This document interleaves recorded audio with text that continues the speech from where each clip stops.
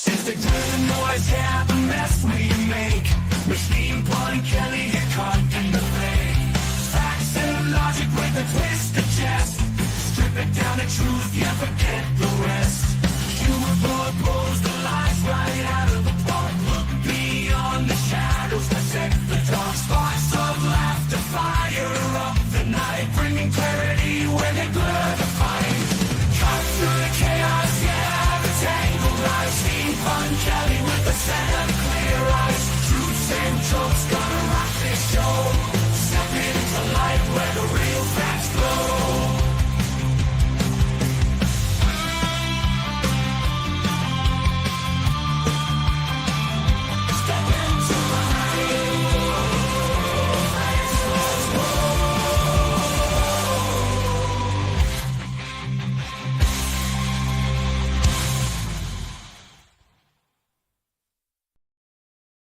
Hi there, I'm Machine Bun Kelly, and welcome to the Bun Show.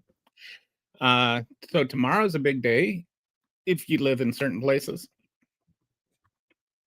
And I am not a resident of any of the places where a major election is happening tomorrow. But I got interested in the New York City mayoral, may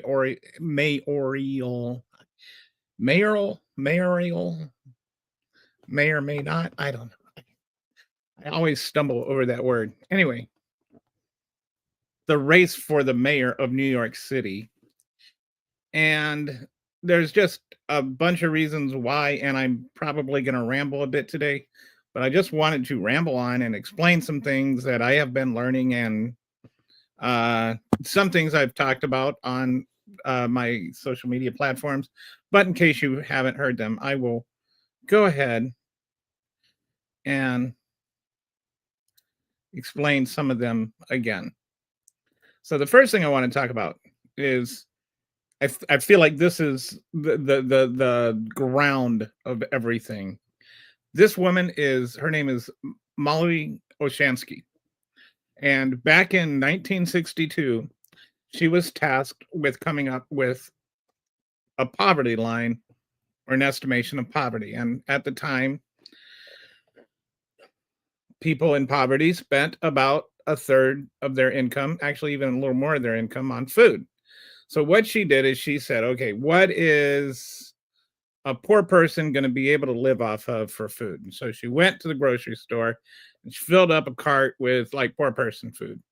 It wasn't like steaks and lobsters and stuff. And like, what is the minimum a poor person can live off of? And so there were things in there, like there were a half dozen eggs for one person to eat for a whole week. And like, it came out to like, I think, what was it? 18 ounces of protein, of meat, for an entire week for one person. A lot of us will, can eat an 18-ounce steak. Well, I used to be able to eat an 18-ounce steak. But anyway, you know what I mean? Like you have people that can eat that in one sitting, or, they can just, it comes out to like 1.5 ounces of protein a meal. That's what I'm trying to get at. It wasn't like these people were living high on the literal hog. They were poor. They didn't have money. And so my shirt looks all frumpy. Anyway, I'm not as fat as that makes me look. I'm just in a recliner chair. Anyway, so the cost of a meal or of food was 1/3 of the budget. And so she took that cheap cart and she said, okay, 3 times that food is what it's going to cost for you to eat for a week. And that since food is 1/3 of your cost, 3 times that basket of food is what it costs you to live off for a week. And so then she multiplied that by 52 weeks, and that's how we got the poverty line. And it's still what we use. We've adjusted what's in the cart, but not a lot. Like the cart itself is very stingy. It's like, it's not letting you eat good meat or good food. includes canned peaches and stuff. And so you get that 3 times that basket of food, that actual shopping cart of food is how we determine the poverty line. And that's why it's only $15,000 a year for a single person. It's like 15,400. And what that comes down to is just basically $100 a week for food. That's where we get it.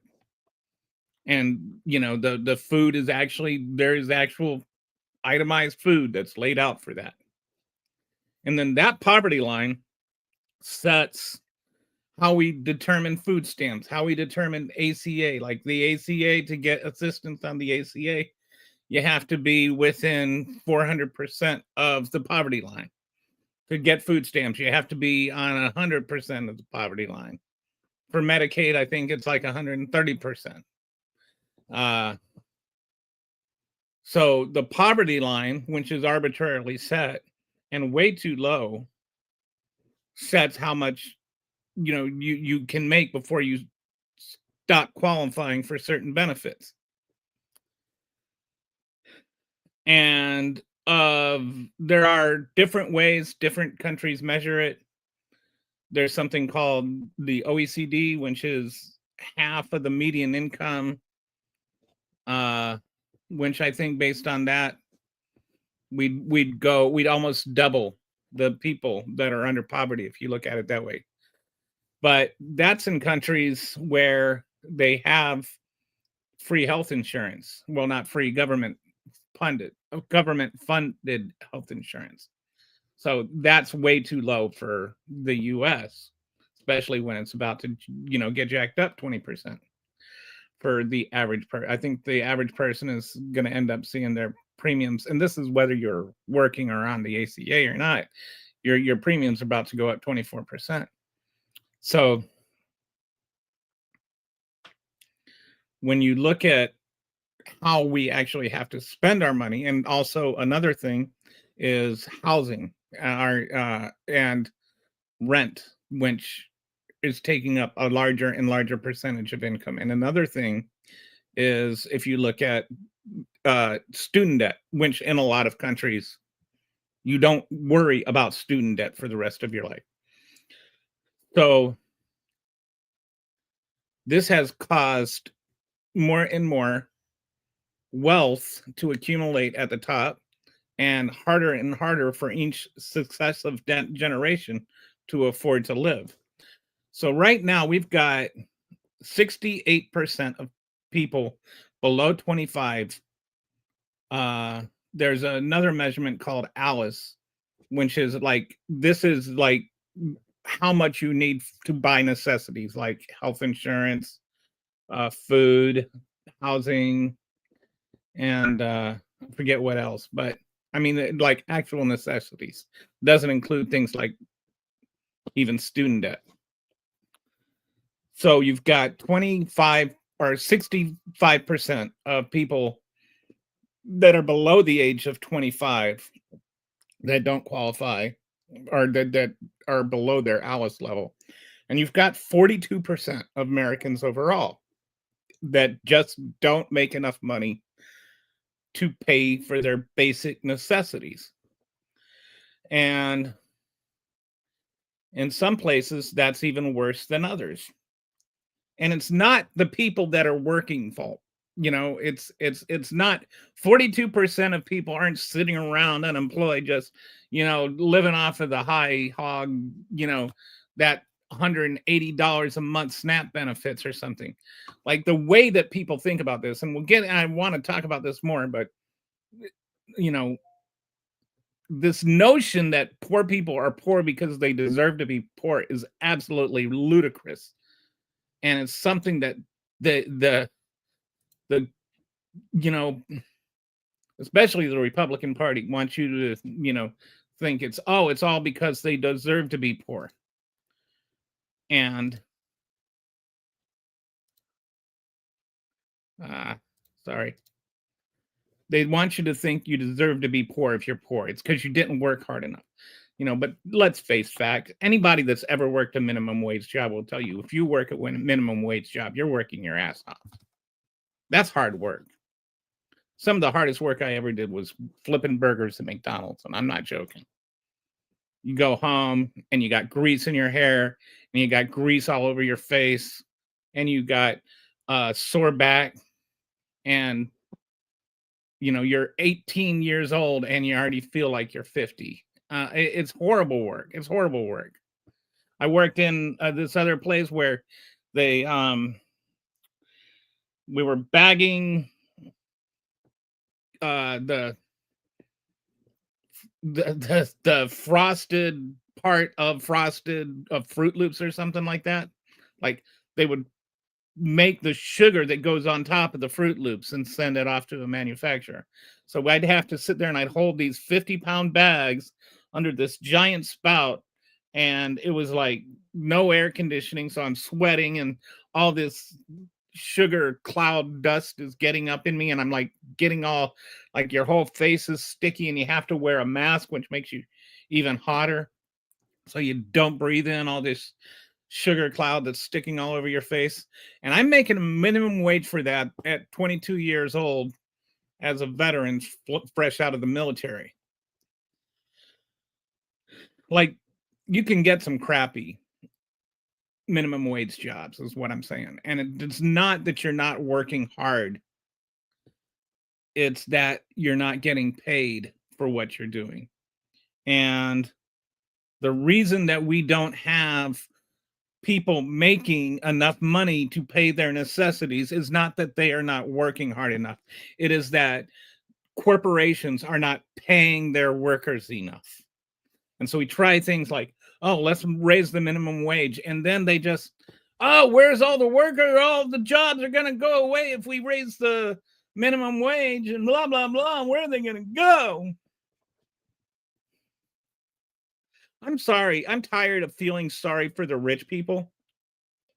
Here's a little factoid that I just figured out today.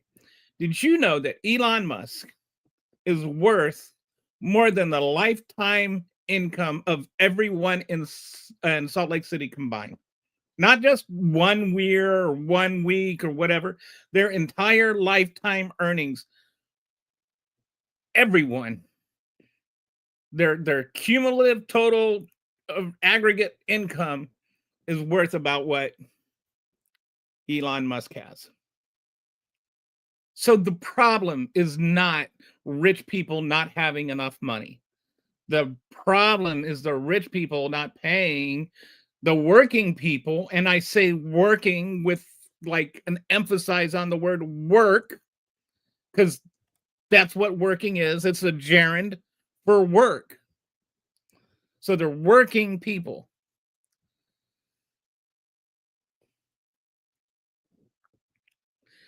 And they still don't make enough money to pay for their basic necessities.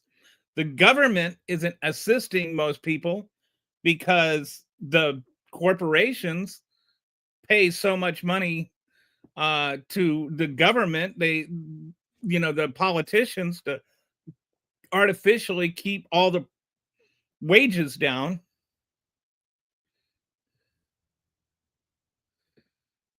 Got a note here from I don't Fritz Civil Rights Body something or other. I'm just gonna call you Fitz. I hope that's okay. Shoot, wages for my line of work used to be 65 to 70K a couple of years ago. But now are offering 35 to 40K for the exact same job because they know beggars can't be choosers and they're fleecing the working class because of this junk economy. Absolutely. And because of AI, and they're just like, they know everybody's afraid of losing their jobs because of AI. And it's like the wealth transfer in this country, like, what is that? Let me look at something here. I think if you look at wealth, the CEO to worker ratio back in like 1965, it was 21 to 1. The average CEO made 21 times the typical worker in 1965.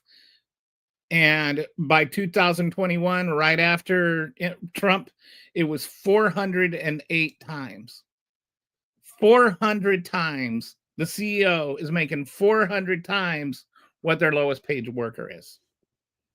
And that's not even getting into the shareholders. The shareholders make more money too. You get people being laid off of their jobs because the shareholders didn't lose money. They didn't stop making money. They stopped making more money. So like last year, I only made $100 million. This year, I only made $110 million. I wanted $125 million. Let's go lay some people off. That is where we're at as a society. That's how we got here, is that the rich people, and when I say rich people, I don't mean like a couple of $1 million a year. I don't mean like, oh, where's going to be a profit incentive. I'm talking about people that have so much money that it doesn't make.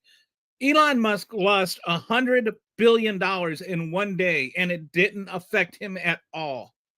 I'm talking about people that all that is different from day to day for them is a different crooked number in their asset balance.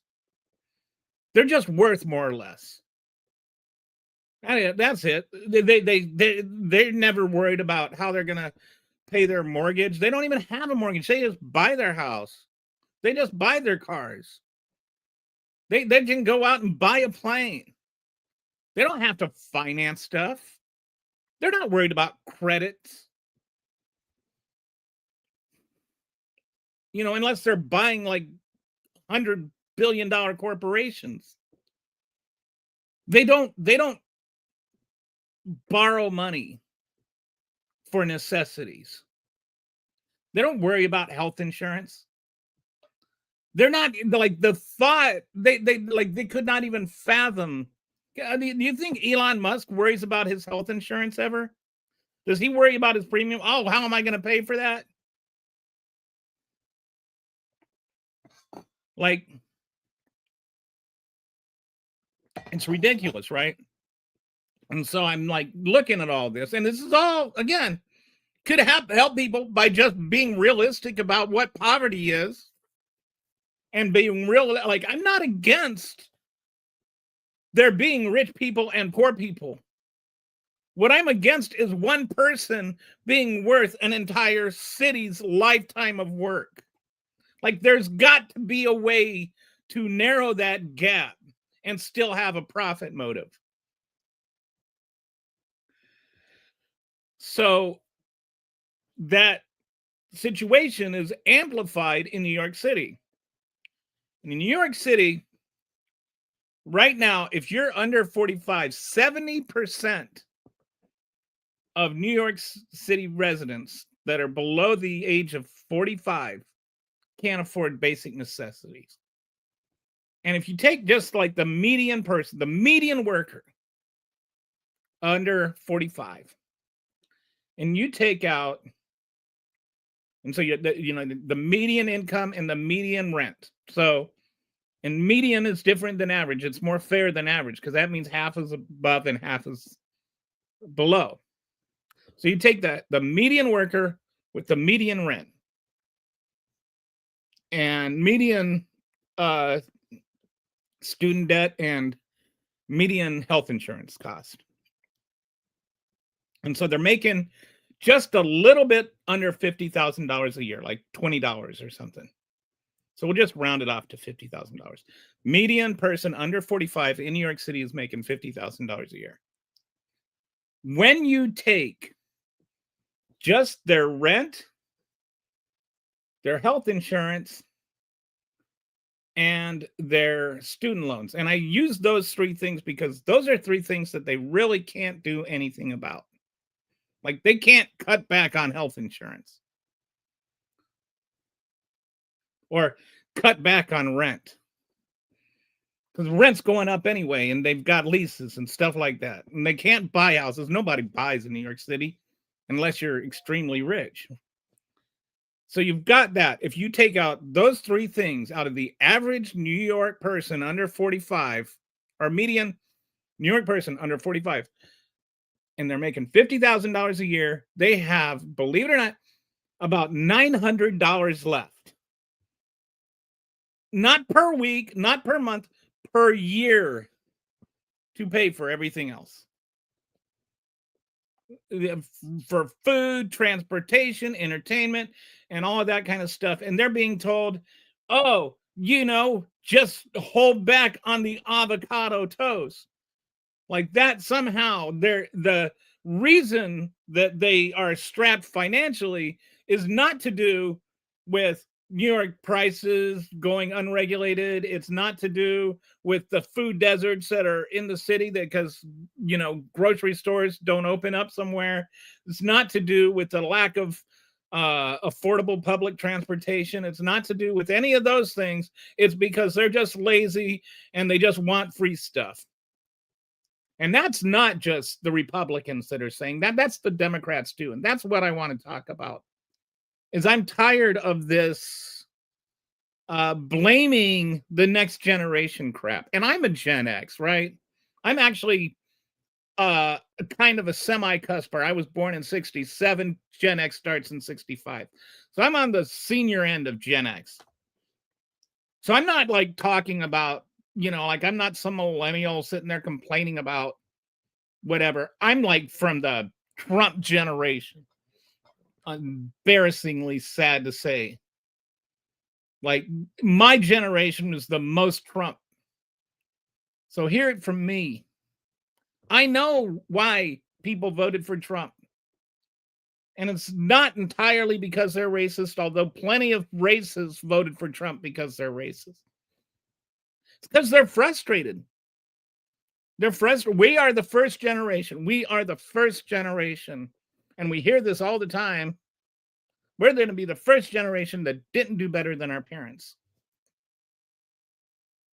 And we worked hard.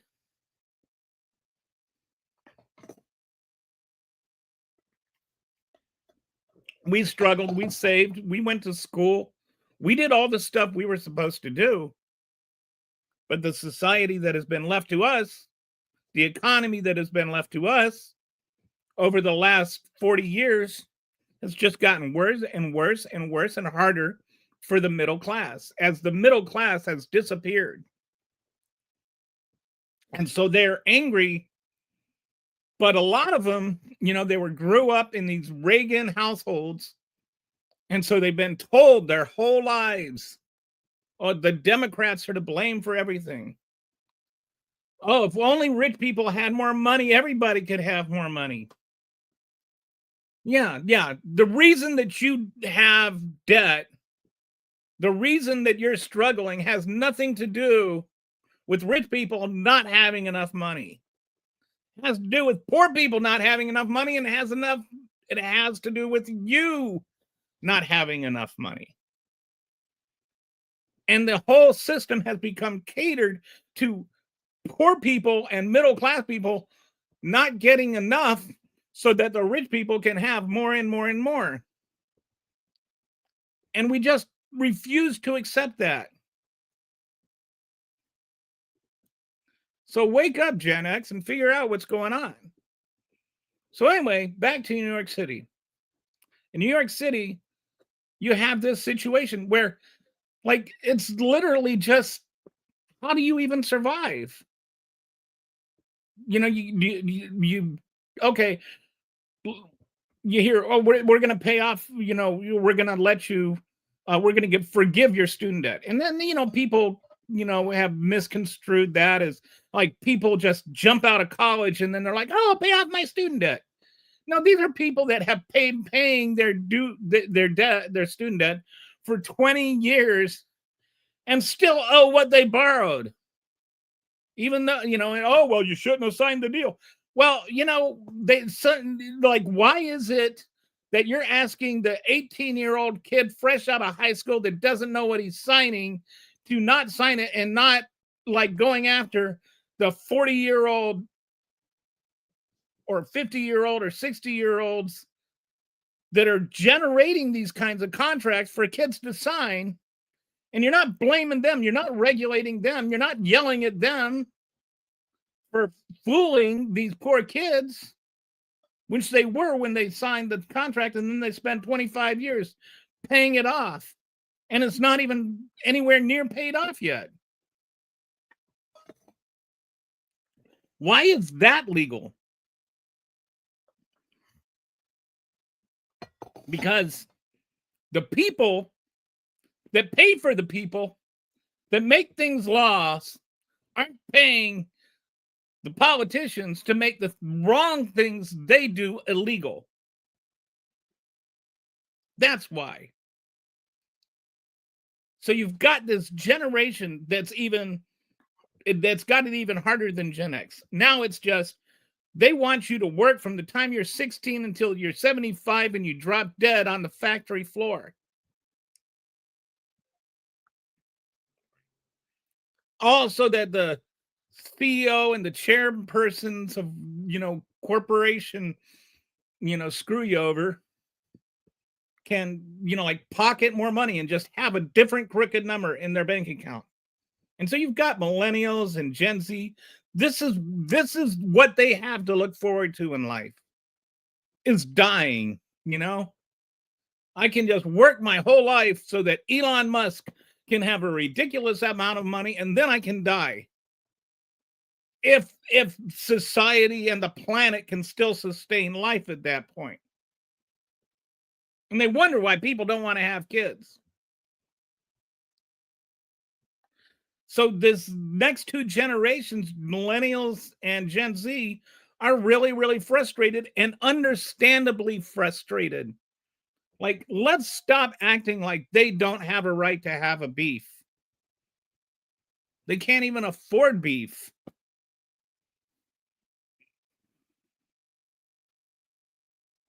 So you got Mamdani comes along, and he's speaking to them. He's listening to them. He's hearing what they have to say. And I'll get into his policies in a moment and why they're controversial.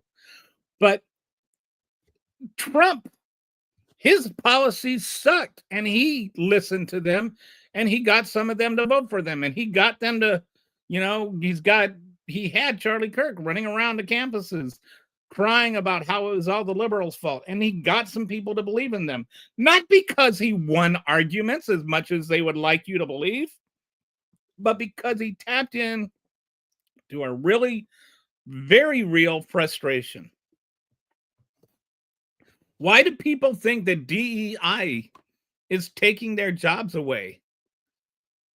And it's not DEI. I'm not saying that. They don't even know what DEI is. But their jobs are disappearing. Or like Fitz here says, that they're being offered half the money to do the same amount of work. And you've got AI coming in. And you've got people saying AI is, like this revolutionary thing, and it's so wonderful. But AI is taking away a lot of the decent paying jobs that people could get. And now they can't get those jobs. Like, I was a technical writer. I was making 6 figures. Then I got, I can make $20 an hour training AI.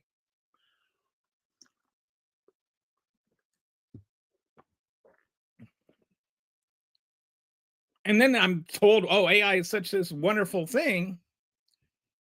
Yeah, well, it's not. It's you know why the jobs have been adjusted like so massively under both Biden and Trump? Why, like, there's been these 1 million person adjustments on it? It's because they have a month, like they have the monthly report, and then they have an annual report. The monthly report is like an estimate based on an algorithm. And the algorithm includes what they call birth and death rates of new businesses, not people, but businesses. And so the new businesses are supposed to generate this business, right? And the death rate is like when a business goes under. And you get a bunch of new businesses, then you project that there's going to be these new jobs that go with it. Well, all these new businesses, if you take out AI out of the picture, there's like no new businesses. And that was under the last year or two of Biden, and that's under the first year of Trump. And it's nothing to do with either president. It's just to do with our economy. So I'm not blaming or excusing anyone here. It's just, this is not one of those things that the president has anything to do with. So you get these job projections for all these births, all these business births, but the number of jobs that are expected to come with it aren't coming because these are AI jobs, and you've got AI taking the entry level work away. So you have a fraction of what the algorithm is saying versus who is actually being hired. And when they go back a year later and they look at the actual employment numbers, they're like, oh, wow, the AI, the algorithm way overshot here. And that's why we get these, massive adjustments. Not that anybody lied or anybody cooked the books. It's that the algorithm got outdated by AI. And these AI jobs are not doing anything. And if you look at the economy apart from AI, it's the whole thing. You take AI, all of those stocks that jump up.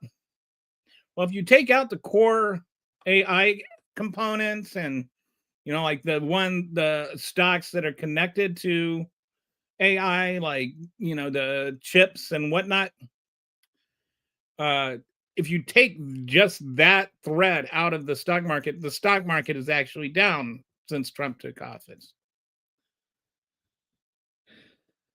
And for most people, they are experiencing a recession.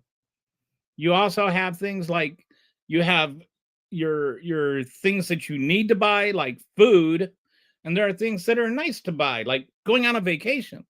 And things like hotels and gasoline are down, so it's cheaper to go on vacation, but it's more expensive to go to the grocery store. And possibly part of the reason it's cheaper to go on vacation is less people are being able to go on vacation because they're spending more money on the grocery store. And things are up at the grocery store because of Donald Trump's tariffs. So all this frustration keeps compounding and compounding and compounding. And so now you have, Mamdani running for office in New York City, and he's talking to the people that are struggling, and he's listening to the people that are struggling. He's like, yeah, rent prices are insane. Let's do something about rent prices. And so he comes up with a plan to freeze rents, not rent control, which is not at all what he's talking about.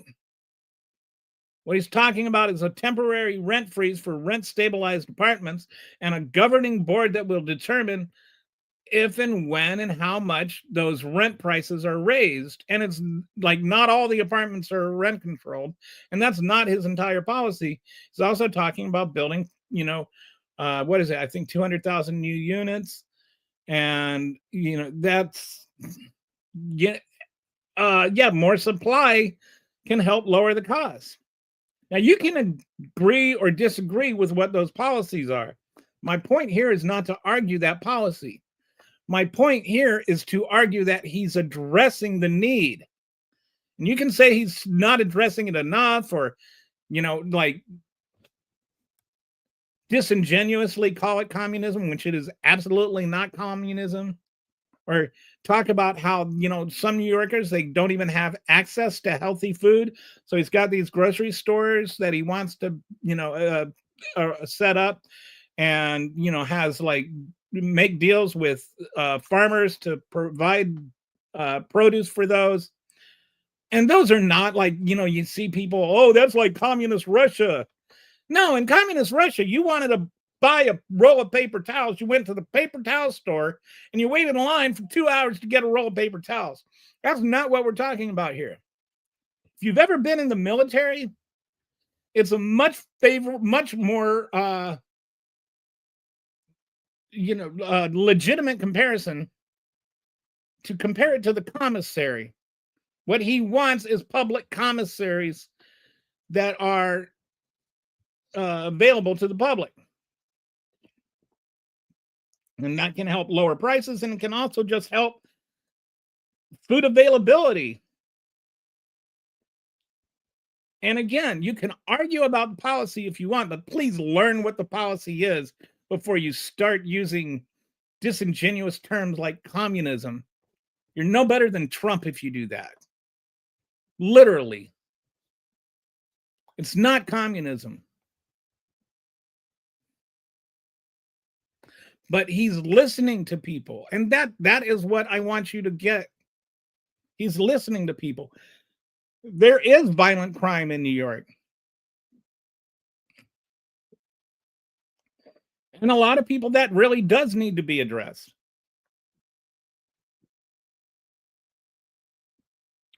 And Trump, and it's not just like white people that think that violent crime needs to be addressed in places like New York City or inner city Chicago.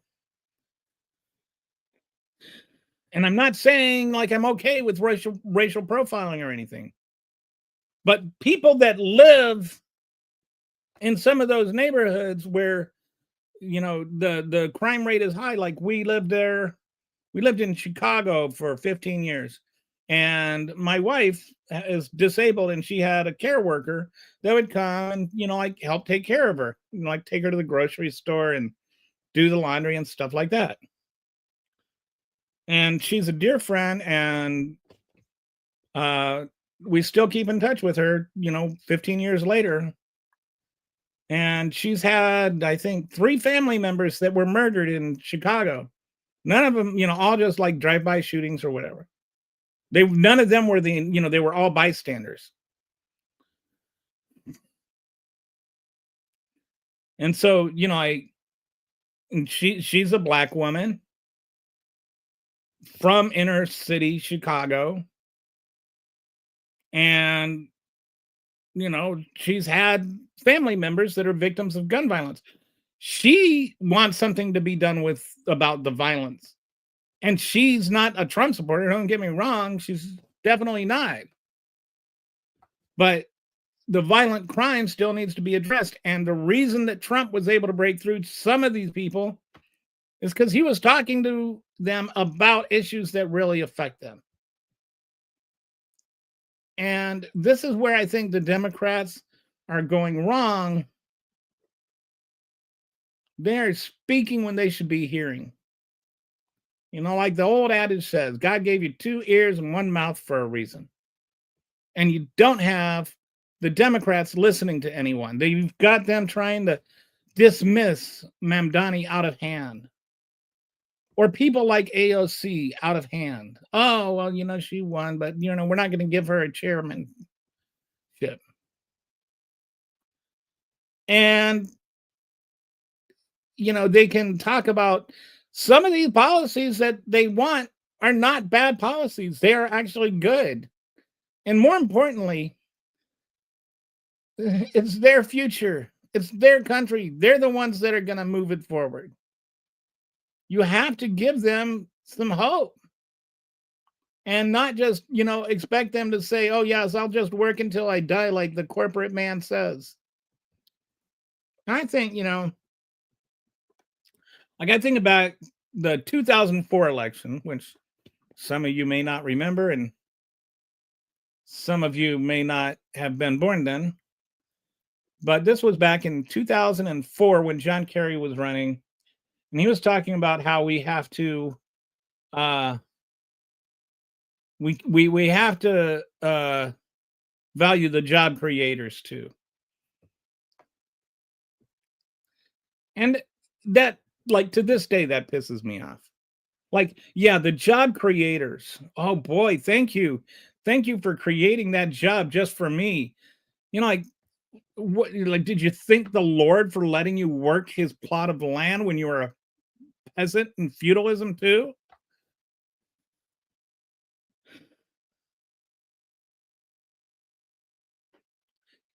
People don't create jobs out of the goodness of their heart.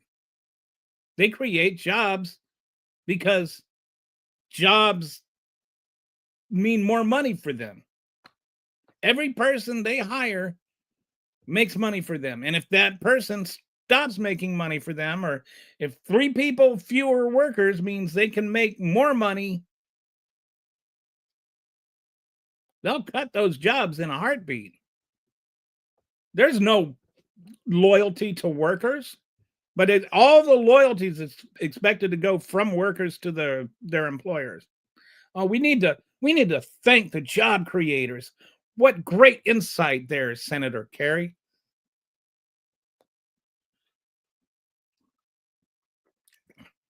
And another thing that's been pissing me off is this notion that somehow, like SNAP benefits or government benefits are somehow, like that's the reason we're in debt. Here's a fun fact for you.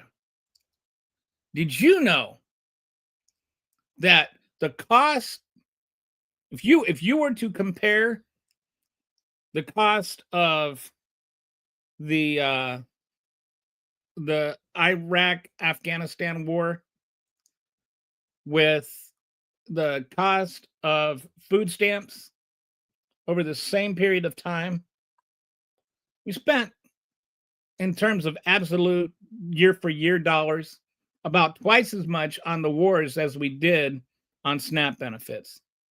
When you factor in the cost that's still going on, like the debt, the veterans benefits, when you talk about the health care for veterans, for a lot of them that, they're going to have health issues the rest of their life. When you talk about all of that,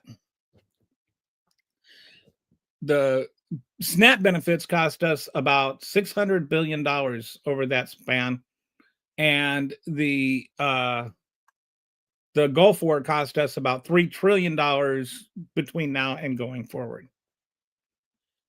So about 5 times as much. Yes, but we're in debt because people are eating. And it's not just that either. When you talk about how our taxes are allocated, you've got oil subsidies. I think they're, forget, like $60 billion. That's, what, about 4 or 5 months of SNAP benefits right there, just for oil subsidies for oil companies to dig new oil to make them more money. We're like, it's insane. It's insane how we prioritize things. And we don't talk about, well, I don't feel like making, my tax dollars go to giving oil companies more money so that they can drill more oil and they can make more money off of the oil money that I already made, or the tax money that I already gave them. It's like we invest in businesses and then we give them tax breaks for making money instead. So you don't have this middle class people funding poor people. That's what the rich people want you to believe, is that you're middle class and you can't get ahead because all those poor people that are too lazy to go to work are sitting at home collecting their Medicaid, which is the dumbest thing I've ever heard. You don't collect Medicaid. Well, yeah, they're just sitting at home playing video games, collecting their mom's Medicaid, or like they're just that dumb. But the rich people are the ones telling him that. When Mike Johnson is telling you that the reason that you have to have your SNAP benefits cut or your Medicaid cut is because some kid is playing video games. I'm not the one that's insulting you when I call you stupid. He is. Because he thinks you're dumb enough to believe it. And if you do believe it, you're only making what I said objectively true. So stop worrying about me being offended or me offending you. Why isn't he offending you? You really think that like the poor mom in Arkansas, rural Arkansas, is the reason that you are having trouble right now?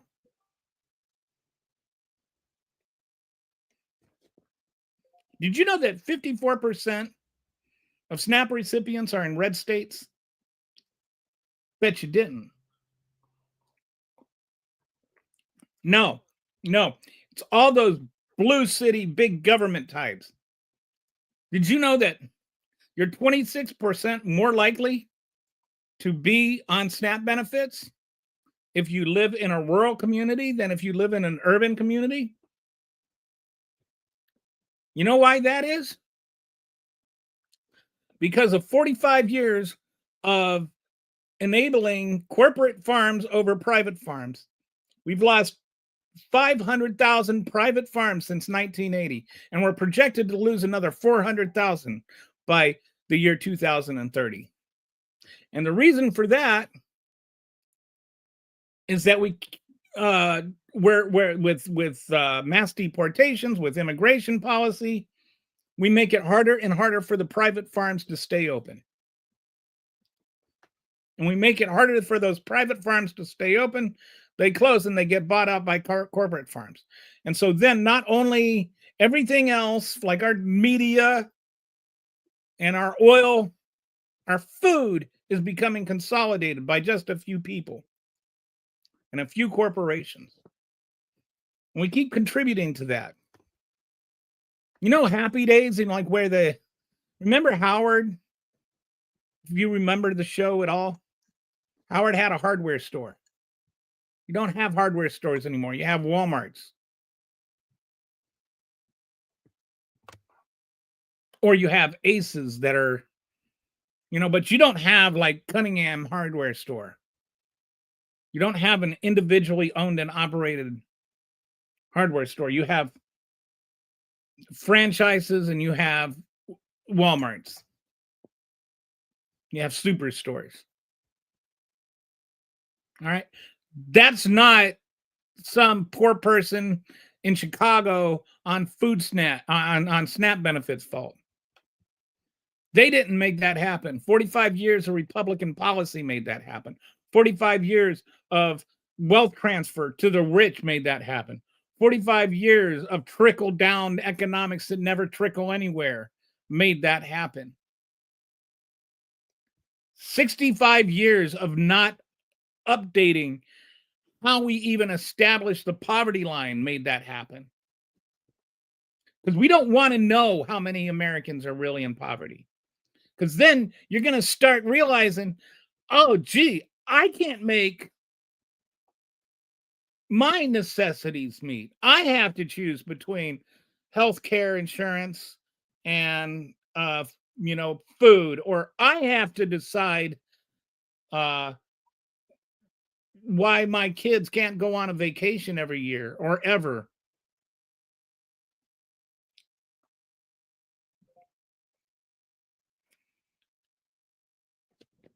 I'm not saying nobody should ever have to make choices. I'm saying that if you're working full time, you should be able to afford the basic necessities in life. You should never have to choose between whether your kids get health care and your kids get food. And that's exactly the choice the entire GOP is trying to force on people with this shutdown. And this is the time we can actually listen to people and say, hey, you know what? I'm not talking to you as a Republican or a MAGA voter. I'm talking to you as a person who wants their kids to be able to eat food and get health care. What if your kid has diabetes? It costs more money for them to have health care, and it costs more money for them to have food.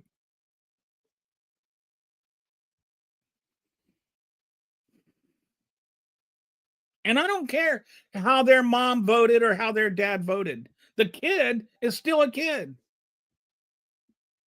Like, reach out to people.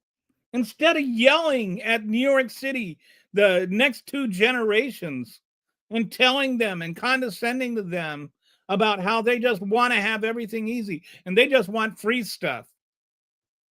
I can't imagine how pissed off they must be when they hear, oh, you just want free stuff.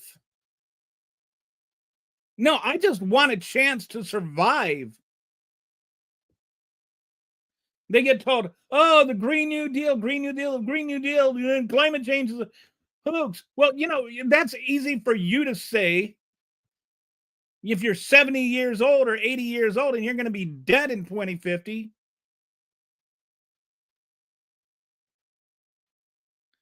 But by the year 2100, when, if you're born today, you're going to be 75 years old then, right? So you got these young parents that are honestly looking at it and they're going, 2100, do I want my kid to have to live through this? But things are going to get really, really bad by 2100. That's not a myth. That's science. That's physics and chemistry. It's not some made up thing by the rich education industry to take down the poor little old oil industry.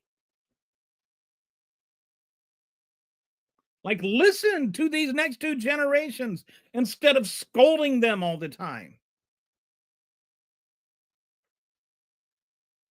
My point is not to defend everything Mamdani says or does. I don't think he's an anti-Semite. I think he has a perspective on Israel and Gaza that is not in our binary choose a side type thing.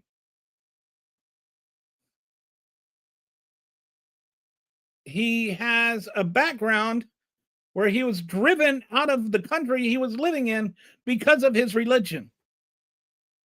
So when he is talking about Israel and he says, I don't think that you should have a society where one class has over another class based on their religion. Like, gee, I think I can understand why he would feel that way. Instead, you got like people making like racist assumptions about him that aren't even, he's not even like Arabic, and they're like acting like he's some sort of Arabic terrorist or something like that. His parents are Indian and he was born in Uganda.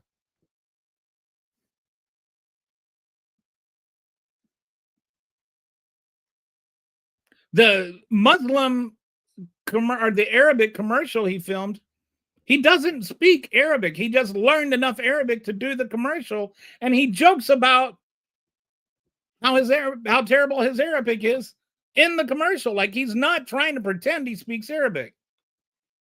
He did it for a bunch of other languages, but you've got this asshole that's sitting there tweeting about how he can't believe what an insult it is to New York City that somebody running for mayor would run an Arabic commercial just 25 years after 9/11. Like, what a dick move. What a racist, xenophobic, Islamophobic, like, just disgusting move.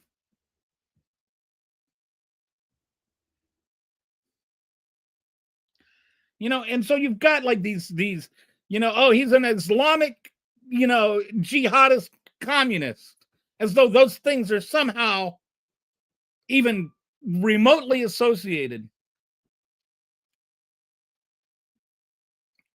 And again, I'm not saying you can't criticize him. I'm saying, like, make your criticism fair.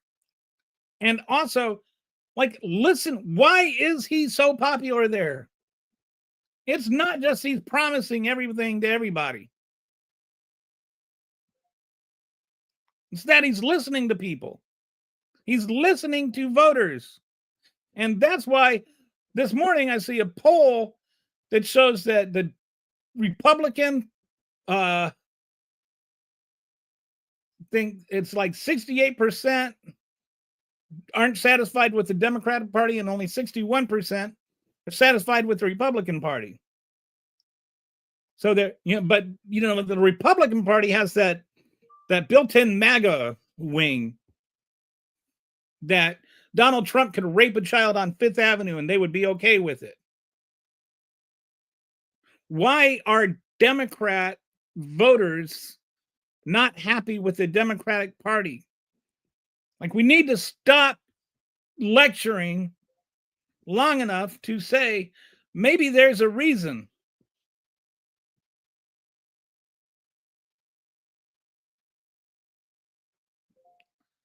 And there is a reason. The reason is 45 years of taking from the middle class and the poor and giving to the rich. The reason is that right now you have two entire generations of people in the wealthiest nation in the history of the world that can't even pay for their necessities. And when you look at New York City right now, you're just looking at the rest of the country 5 years from now. Like, we need to wake up and realize this is the future if we don't do something about it now. We need to slam the brakes on this stupid train. And we need to start going back in the other direction. And there can be different ways of doing that. And there can be different conversations about how we do that. But we need to stop denigrating people for wanting to do that. You got a better idea? Roll with it. Show me what it is. Present it.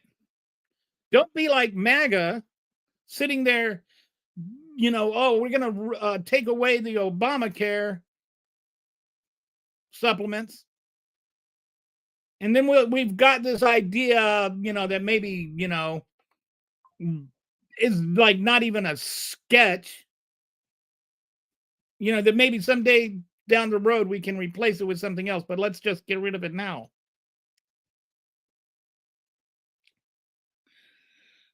Fine, you got a plan, come up with the plan, vote on it, and then replace it. If you come up with a better plan, nobody, not even Obama, thought it was perfect, but it's better than what it was.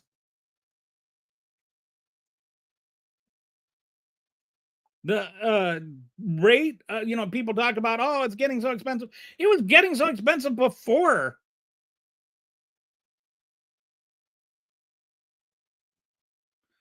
Inflation on health insurance premiums has been cut in half by the Affordable Care Act. You think it's expensive now? Guess what it would be if it weren't for the ACA.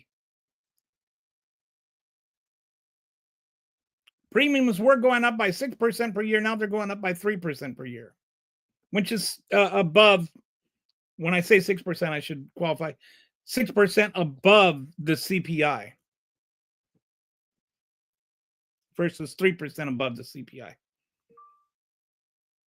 And all those things like health care and rent that are going up faster than the CPI that are still necessities, the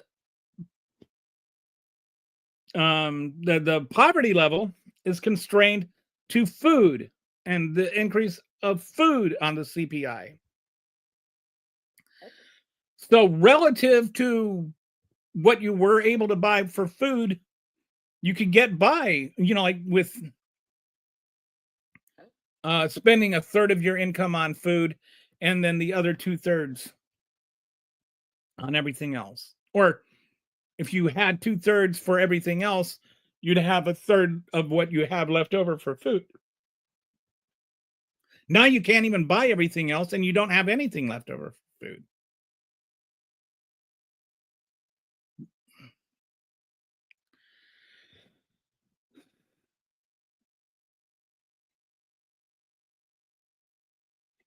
So anyway,